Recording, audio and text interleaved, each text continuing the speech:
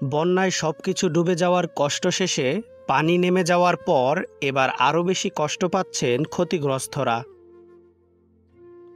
ক্ষয়ক্ষতির চিত্র স্পষ্ট হয়ে উঠেছে। পরিস্থিতি দেখে মনে হচ্ছে এ যেন কোনো যুদ্ধবিধ্বস্ত এলাকা।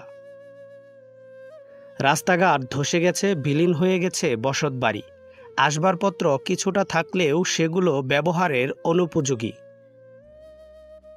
বন্যার পানি নেমে যাওয়ার পর এমন ভয়াবহ পরিস্থিতি দেখা গেছে মৌলভীবাজারের কুলাউড়ার মিয়ারপাড়া ও হাজীপুরে। উপজেলার টিলাগাঁও ইউনিয়নের মিয়ারপাড়া ও হাজীপুর সহ বেশ কয়েকটি এলাকা জুড়ে স্পষ্টই দেখা যাচ্ছে বন্যার ক্ষতচিহ্ন।